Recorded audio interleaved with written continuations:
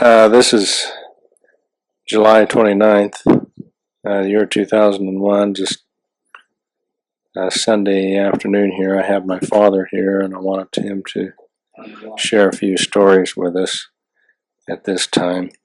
I am Glenn Chapman, Lance's father. I'm visiting with him today in Genola. We've had a beautiful day, a Sabbath day. When Grandpa was just a little boy, he used to live out in an area kind of like this, but it was close to the mountains, close to the trees. And we would take the cows out there every day to pasture. Either 10 or 12 milk cows. Grandpa would have to milk these cows every night and morning with his help of his brothers. And a lot of times when Grandpa would go out there in the evening to get the cows, I'd get a little late start, and it'd get dark before I found the cows. And how do you think I found the cows? Well, I just prayed real hard to my Heavenly Father that He would help me find the cows. And I'd just stand real still, but my heart would beat so loud that I couldn't hardly hear. And so I finally listened and listened and listened until I heard the cows out in a little bit further up over on the side of the canyon, on the other side of the canyon. And I started down across this canyon. Oh, it's quite deep. Get over there where the cows were. Oh boy, that was a hard job getting down and going back up like that, way down and way back up. And when Grandpa got up on the other side, I stuck my hands like this up on the edge of the cliff, and I pulled myself up and was just throwing my leg over, and I got pulled up pretty well, and all of a sudden I heard a rattlesnake rattle. You know what a rattlesnake is? He's a poisonous snake. And if he bit you, he'd probably swell up and get poisoned, and you'd nearly die. Some people die from getting bit by a rattlesnake. Well, anyway, Grandpa just turned loose and fell back down on the ledge of the canyon, edge of the canyon, and I chose another route to go up and finally went around. I was so terribly frightened that I didn't dare come back anywhere close to that where that snake was. So I just went on until I finally could hear old Blackie's bell ring.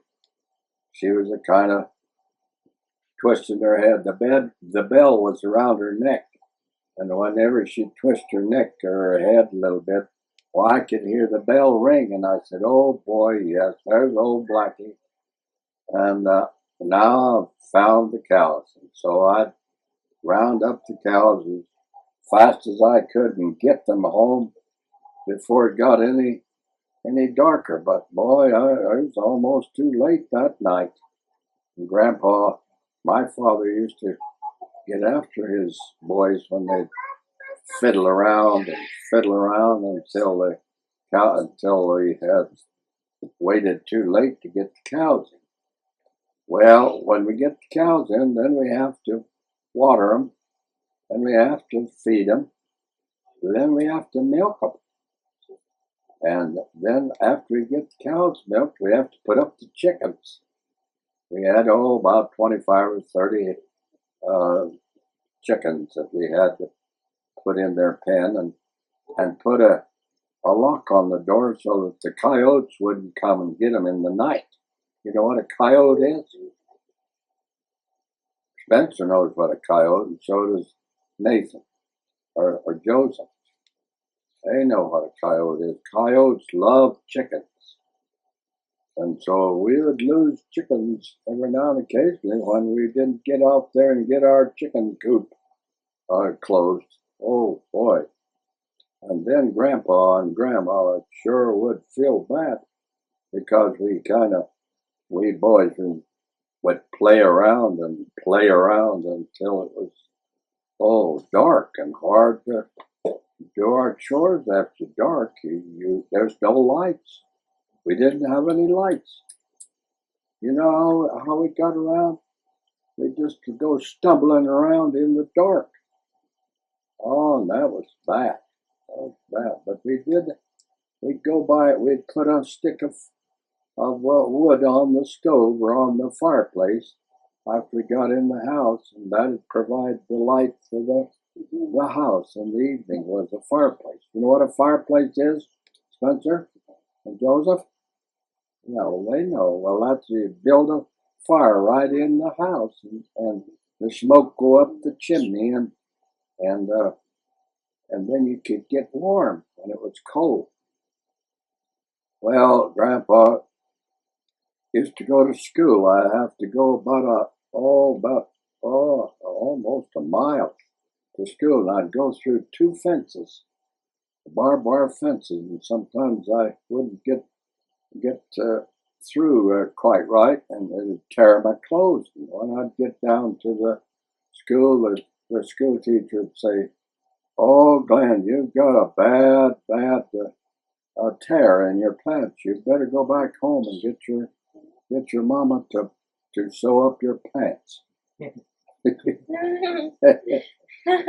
And so she'd give me time to go back home and get another pair of pants, and then Grandma, my mother would she would sew up my pants and repair them. Well, we had to go about another beside the schoolhouse. We had to go beyond the schoolhouse to get to church on Sunday, and we'd go down there, and there was just a little log church made out of logs taken out of taken from the trees out in the mountains. And that's where my grandpa went and built a church out of logs. And that's where Grandpa first went to primary and first went to church. And there was a bad one time when we were going to Mutual. There was a bad dog that lived along the route. He'd come out and he would bark at us and just simply frighten us to death. And he would just bark, bark, bark, and then when he'd get to us, he'd want to about take your leg off with his. And boy, I'll tell you, my big brother Whitney, he was so brave. He would wait until that dog would get just about to him, and he'd take his cap off right quick and put his bill in his mouth, and he'd just throw out his hands like that, and he'd just scare that dog so bad that he'd put his tail between his legs and go about 50 miles an hour back home. He never would bother us again. Well, anyway, Grandpa would go down to my grandma's house. That's my mother's home. My mother, where she was born and raised. And she'd go down there, and we'd go down there and play in the trees on Sunday afternoon, and just we boys just had the best old time after Sunday school and church. And my cousin came along with a motorcycle. Well, anyway, this motorcycle driven by my cousin. It was my brother's motorcycle, and he came along and he stopped it, and he went into Grandma's house to get a cold drink or something. It was one hot summer day, and we boys just gathered around that motorcycle. We were just so thrilled and happy to see that motorcycle. Then one of the boys got on and they said, "Hey, you kids pushed me." He was a boy by the name of Warren Knudsen, which was another cousin. Warren got on there, and we boys gathered round the back, and each of us got our hands on the carrier back there. There was a piece of framework that we could grab a hold of with our hands and then push. So we could push him around in front of Grandma's yard there. Well, I got kind of tripped when I hit a rut in the road. It had been raining and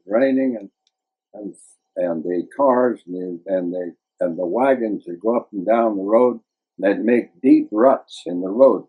Well, in order to push that motorcycle around, we had to go over across those ruts, and your grandpa, he got kind of tripped on one of those ruts, and I fell down, and I had a hold of my left hand, and I hung on tight, but my right hand I let go, and I was going to go down and catch another bar on the motorcycle, and I didn't catch it. I just went right into the wheel and the cogs where the chain goes around.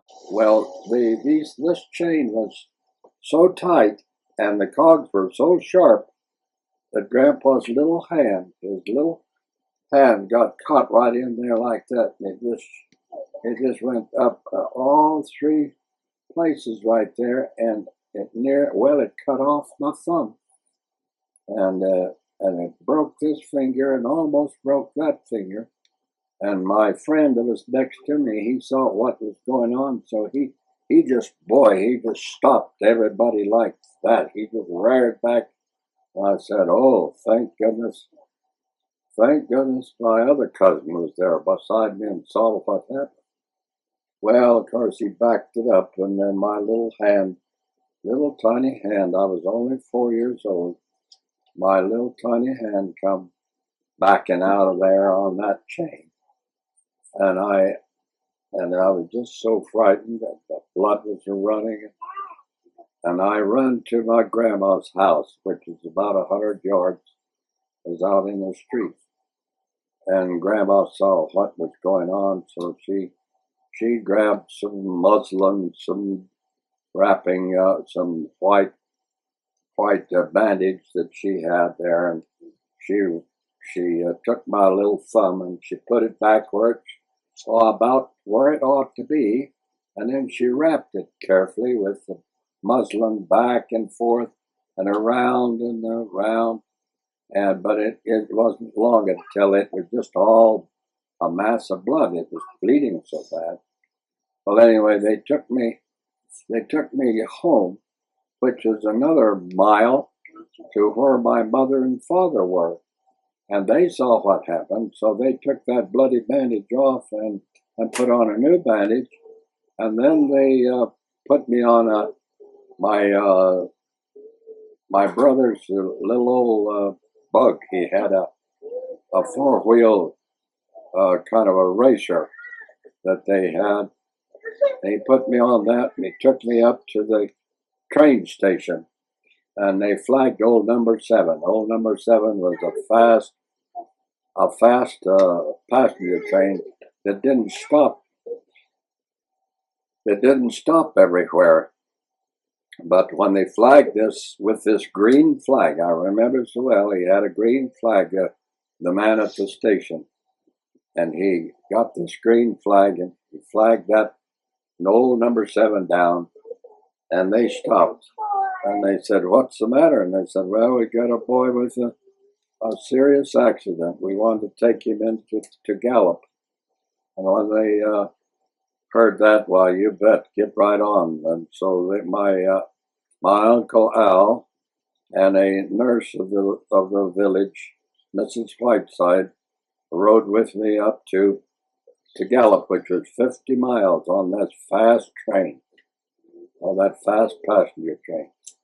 And when we got there, we went into the hospital, and Dr. Hannett looked at what was the problem was, and he said, "Oh, we'll never be able to save that boy's thumb. We're going to have to cut it off. That was the last thing that my mother said. Don't let them cut that boy's thumb off because he's young and that thumb will grow back. And so with all of the prayers and the little valley that where I lived on that Sunday afternoon, the doctor sewed it back on. And he said, well, we'll just have to cut it off later. But anyway, he sewed it back on, and I stayed in the hospital for 2 weeks. 2 weeks, and they finally turned me loose and let me go home. Well, after I went home, I stayed another month at home, and they bathed it every day and rebandaged it, and Mother did. And then they took me back up to Gallup on an old Model T Ford. Do you know what a Model T Ford is, darling? Yep. You've seen one. Have you seen a Model T Ford? Well, Spencer probably has, well, that's the old car that they used to have. Well, they took me up there on this old Model T Ford, and that 50 miles was nothing but up and down, in and out of arroyos. It didn't have bridges across those arroyos. And I thought that was the biggest sport. Oh, that was fun. Going across those arroyos. Well, anyway, they took me back up there. Well, and he cut the stitches, each one, as he went around here. He cut them with a sharp pair of scissors, and then he'd take a pair of tweezers and pull. Well, that hurt me worse than the whole thing. That hurt me worse than sewing it up, because it was all numb there when he sewed it. I didn't feel anything. Well, they knocked me out anyway. They put me to sleep when they sewed it up. Well, anyway, from then on, I had to go every day and have my to the nurse and have my thumb rebandaged, soaked in water and rebandaged until it got so that I could didn't have to bandage it. It was all healed up, and I got so that I went to school, and I got so that I could hold a pencil with my thumb and my finger here, and I got so I could write a little bit. Well, I was just so thrilled and happy that I could write, but I couldn't shoot marbles. Back in those days, we kids would play marbles with our thumb and our finger, and we'd get a ring like about this big, and we'd put a lot of marbles in there, and then we'd take another marble and shoot it until we could shoot out all the marbles that we could in one shot. And if one or two went out, well, we'd get another trial at it. Well, anyway, Grandpa couldn't shoot with his thumb. It was so sore, and it would not function like this thumb does. So I had to learn to shoot with my left hand, my left thumb. And I got so I could shoot pretty good with that left hand. But I always stayed with the pencil and the piece of paper to practice writing on until Grandpa got so that I got a special award for writing. That's where I learned to write. Well, anyway, that healed up, and I got so that I just got along fine with it, except that it was crippled. But you can see the difference between. Can you see the difference between the two thumbs? Mm-hmm. Yeah. This one never did quite get he didn't get the stitches or the cords tied that pulls it back down in here where it got cut off. He didn't get that tied together. So, but I have enough so that I pulled down okay, but I couldn't pull it back very good.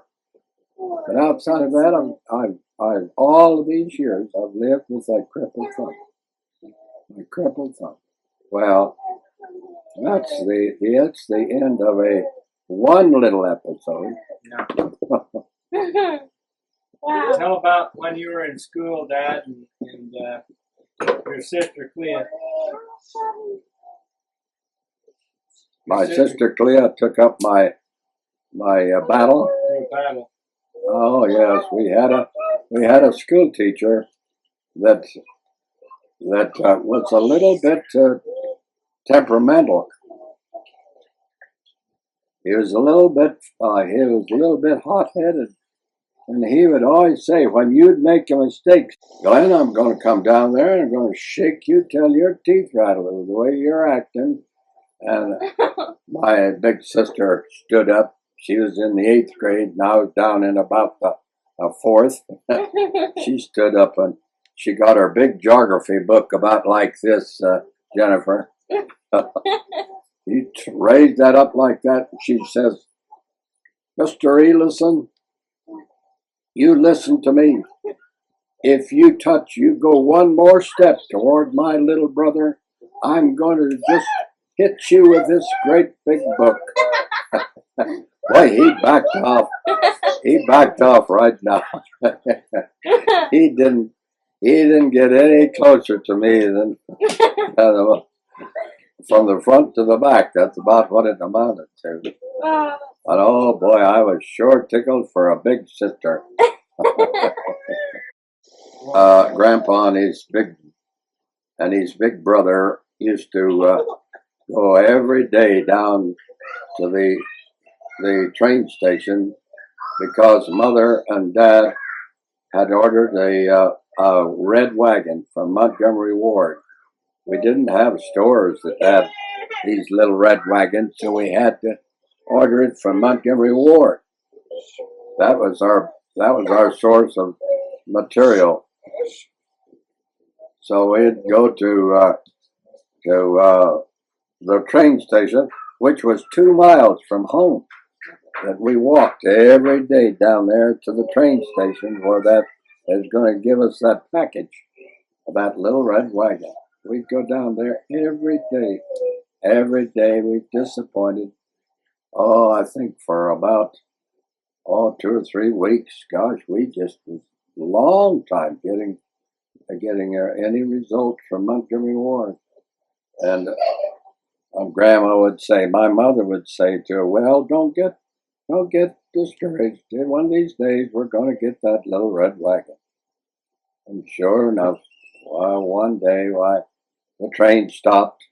We watched them throw out a little package to the man at the depot there, and he put it on his truck, on his wagon, and he brought it down into the office, and then he says, is there a Mr. Glenn Chapman here? Yeah, I'm right here.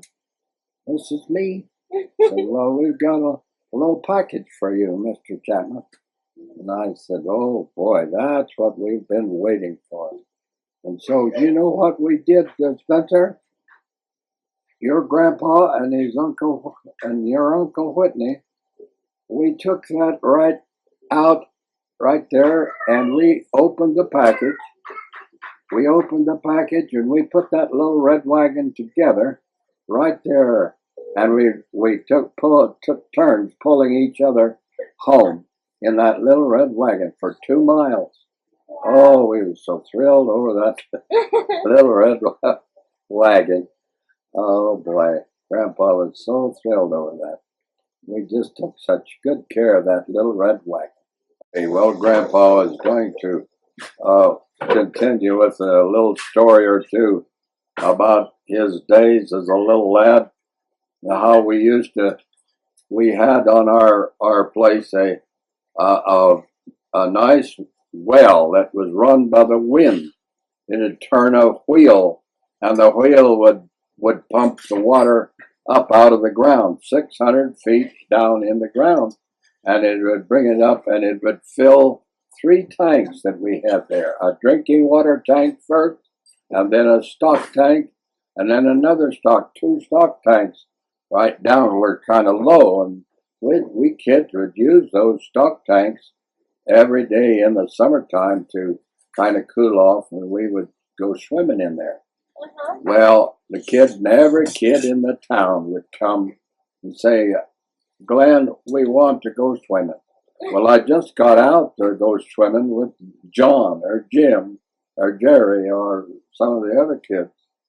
And I'd say to Mother, well, you think Mother it'd be all right if I go swimming with Norman or Horace or Raymond?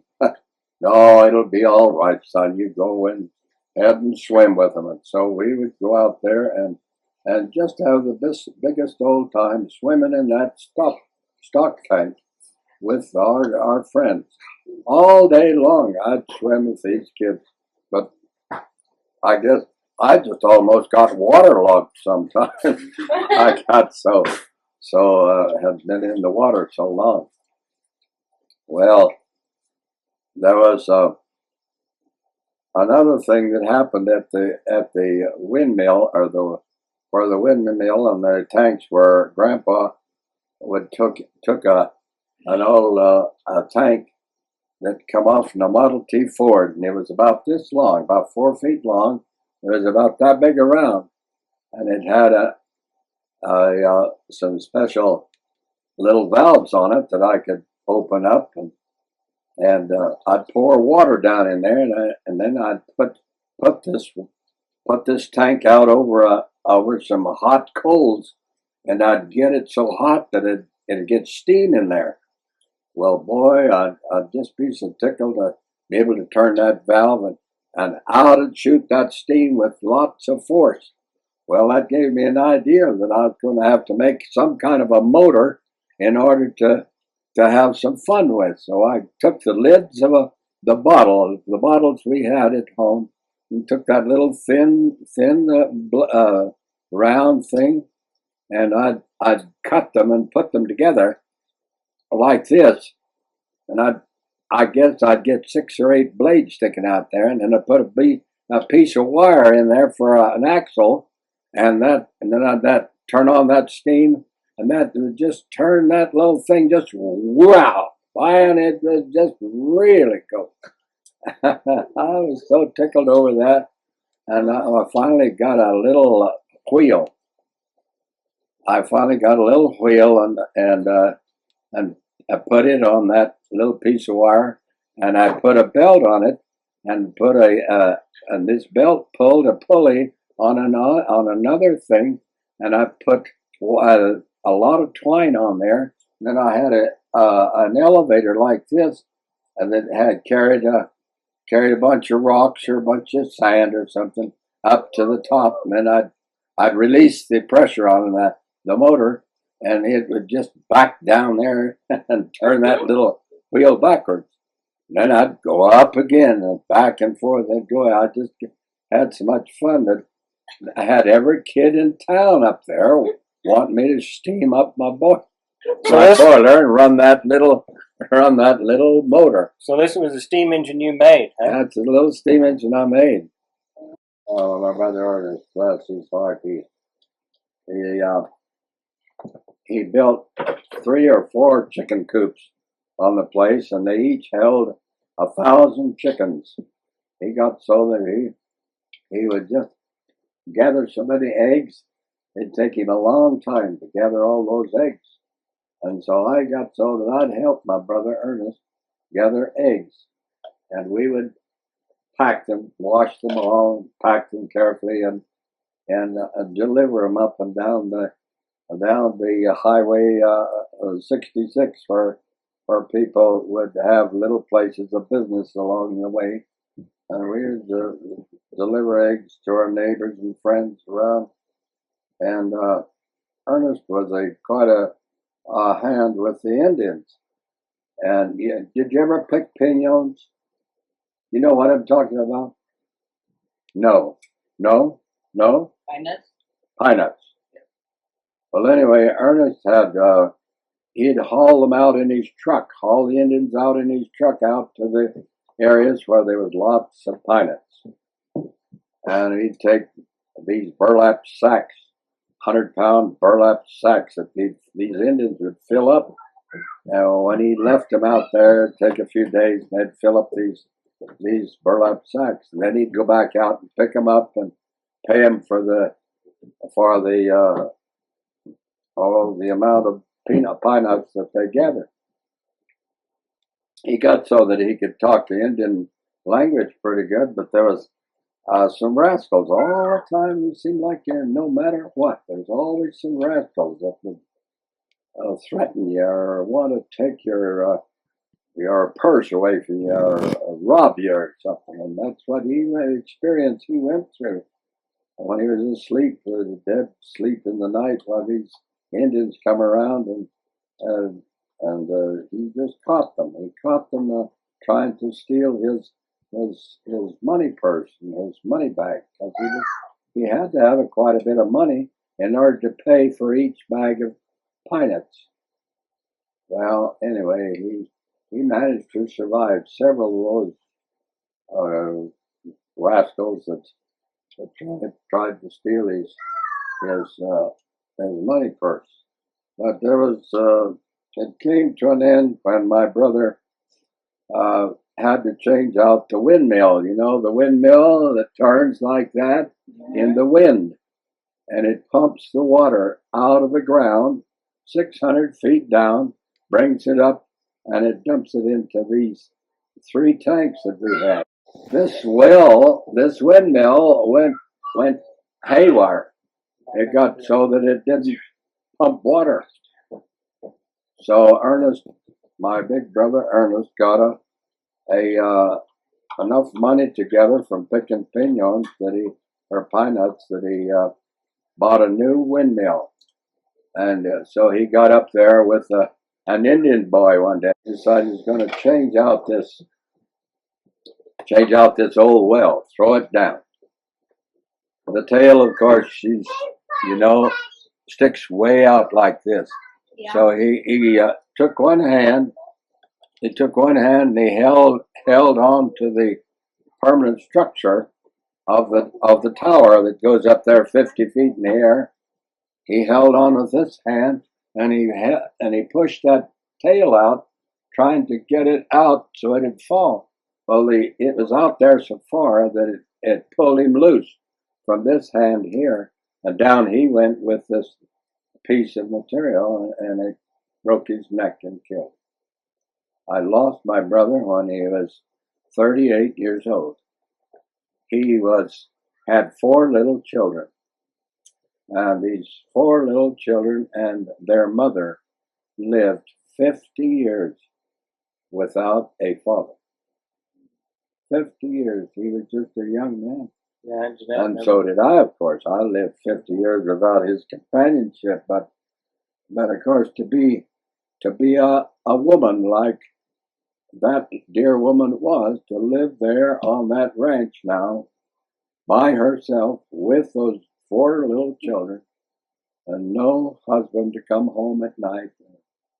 Oh, that was a heartbreaking experience. Well, anyway, we didn't have any undertaker or anything at home, so we had to mother and the women folks would wash and dress the body, and then my father would make the casket, and then when he got the casket made, the women would take cotton, silk and cotton and pad the sides and make it just as attractive as they possibly could. My mother has helped dress the dead many, many times, as she was a young married woman growing up, and that's the way they took care of it back in those days. That was the end of a very sad experience with my dear brother Ernest, who was my oldest brother. He was only 38 years of age. I was a young man just out of high school, had 1 year of college, and in the summer, during the summer months, summer vacation between first and second year of college, I went into to Gallup, New Mexico, and got a job with the Soil Conservation Service, which was surveying. You know what surveying is? That's look through a thing and they'd say, "No, you're way over this way. Straighten up that thing." I was a rodman, and But the boy that run the instrument, he was called the engineer, and he'd give you the signal, move this way or that way and straighten up. And well, anyway, after this day's work, why, I got a job down at the grocery store, sacking groceries there in Gallup, New Mexico. And after the closing time, which was at 9 o'clock, why, we of course would fold everything up and clean things up and go home at 9 o'clock. Well, I had made arrangements with my cousin Owen, who was an engineer on the Santa Fe Railroad.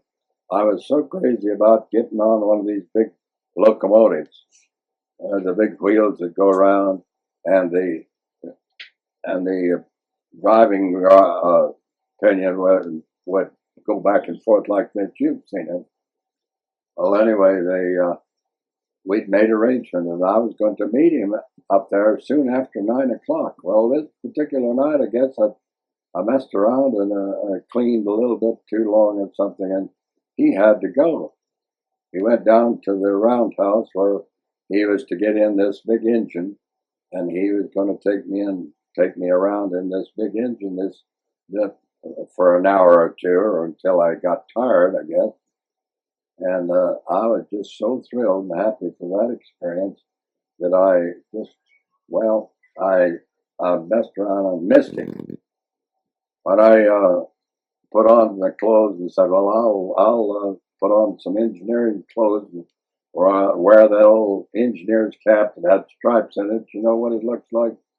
And then the coveralls, and I wanted to look as much like an engineer as I possibly could. I even took a pair of those big old gloves and down out of the street I went just as fast as I could go. And I had gone by an alley, and there was some policemen coming up this alley, and they saw me cross there at a high rate of speed on foot. And they got out of their cars right quick, and they said, "Hey, hold up, or we're going to shoot you." Oh man, if you don't think I got scared and stopped and held up my arms as high as I could reach to let them know I was going to obey the law. Well, anyway, they thought I was that renegade that just had stole some things down at J.C. Penney that day or something. I don't know what time the robbery took place, but anyway, there was a robbery that took place, and they thought I was the culprit. So they said, "Well, anyway, we want to take you, and we're going to book you and throw you in jail." So I went in for a while and answered questions after questions after questions, and he wrote them down, the answers to all these questions he had. And then he just threw me right in jail. He took me down in a dungeon and walked down the steps and into a cell. And I said, "Oh my Lord, how quick you can lose your freedom," I just said to myself. And so I got in I went into this room, and he locked bang went the door. You've heard that door shut, I'm sure, have you, on TV?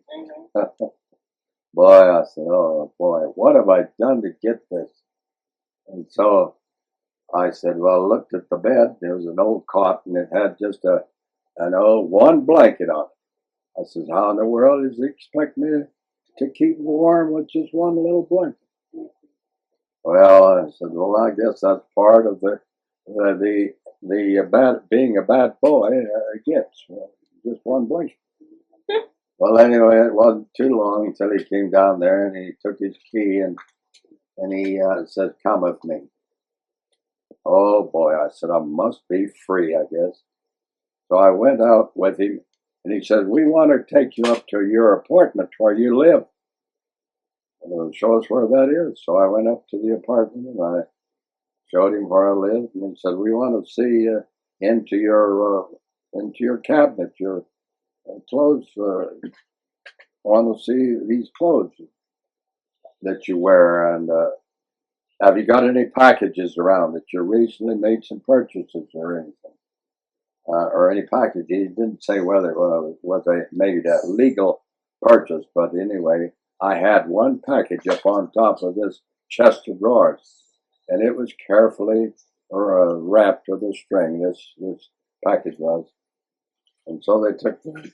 And I said, he says, "Is this yours?" I said, "Yes, that's a purchase I made yesterday or something during the lunch hour or something."